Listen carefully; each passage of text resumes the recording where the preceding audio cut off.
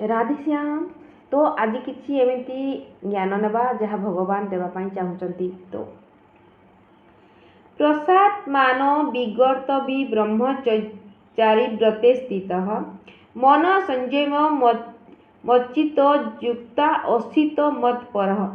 ଏଇଠି କହୁଛନ୍ତି ବ୍ରହ୍ମଚର୍ଯ୍ୟ ବ୍ରତରେ ସ୍ଥିତ ଭୟଶୂନ୍ୟ ପ୍ରଶାନ୍ତ ଅନ୍ତଃକରଣ ବିଶିଷ୍ଟ ଯୁକ୍ତ ସାବଧାନ ଯୋଗୀ ମନକୁ ସଂଯତ କରି ମୋ ଠାରେ ଚିତ୍ତ ଦେଇ ଏକ ଲୟରେ ବସିବା ଉଚିତ।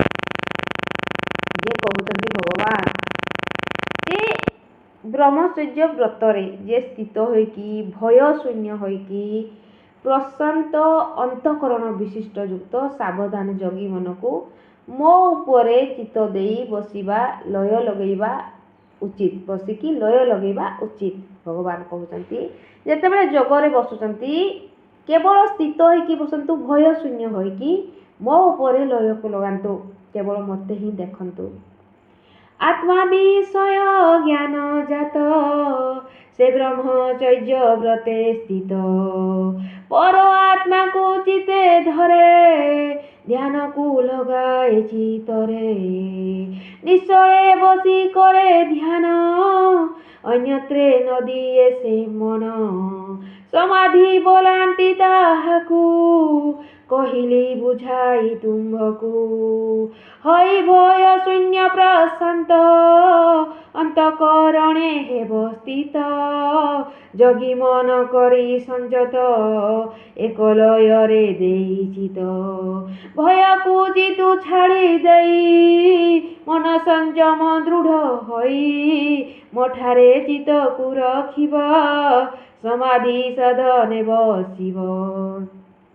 ଏଇଠି ଭଗବାନ କହୁଛନ୍ତି ଯେ ଯେତେବେଳେ ଯୋଗରେ ବସିବ ଭୟ ଶୂନ୍ୟ ହୋଇକି ବସିବ, ଅନ୍ୟ କୌଣସି ଆଡ଼େ ମନକୁ ଲଗେଇବ ନାହିଁ, କେବଳ ମୋ ଠାରେ ଚିତ୍ତକୁ ଲୟ ଆକାରରେ ଲଗେଇବ, କେବଳ ମୋତେ ଦେଖିବ ଓ ସେତେବେଳେ ସମାଧିରେ ଆସିଯିବ। ତୁମର ମନ ଚିତ୍ତ ଶୁଦ୍ଧ ହେବାରେ ଲାଗିବ ଓ ତୁମର ଏକାନ୍ତ ପ୍ରକାର ଭାବନା ଓ ବିଚାର ଯାହାକି ସଫଳତା ହିଁ ସଫଳତା ଆଣିଦେବ ଯେତେବେଳେ ଏକାନ୍ତରେ ମୋ ଠାରେ ଲୟ ଲଗେଇବ ସମ୍ପୂର୍ଣ୍ଣ ଭାବରେ।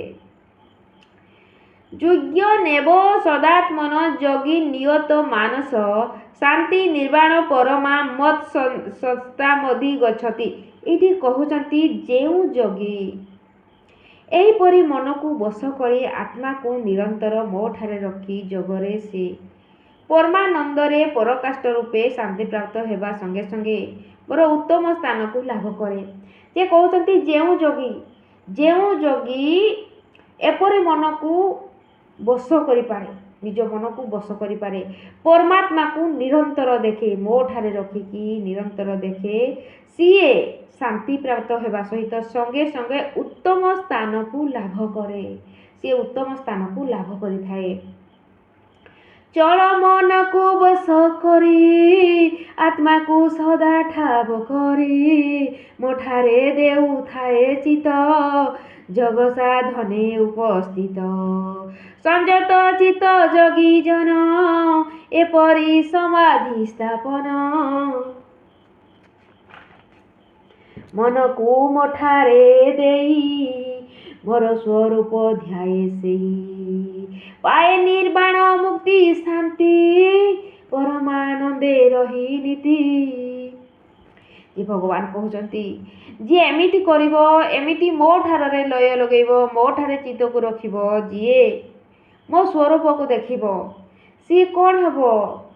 ସିଏ ସମ୍ପୂର୍ଣ୍ଣ ରୂପରେ ଶାନ୍ତି ପାଇବ ଓ ଏଇ ପରମାନନ୍ଦରେ ଥାଇକି ମଧ୍ୟ ନିର୍ବାଣ ଶାନ୍ତିକୁ ପାଇପାରିବ, ସେ ମୁକ୍ତି ମଧ୍ୟ ପାଇପାରିବ, ତା ଜୀବନରେ ସମ୍ପୂର୍ଣ୍ଣ ଭାବରେ ଶାନ୍ତି ଆସିଯିବ। ଏମିତି ଭାବରେ ଭଗବାନ କହୁଛନ୍ତି। ନାଟ୍ୟ ଶ୍ରୁତଶ୍ରୁ ଯୋଗେଶୀନ ଚୈତାନ୍ତ ମନସ୍କୃତ ନ ଜାତି ସ୍ୱପ୍ନ ତିଳସ୍ୟ ଜାଗ୍ରତେ ନୈବ୍ୟ ଚାତୁର। ଏଠି କହୁଛନ୍ତି ହେ ଅର୍ଜୁନ,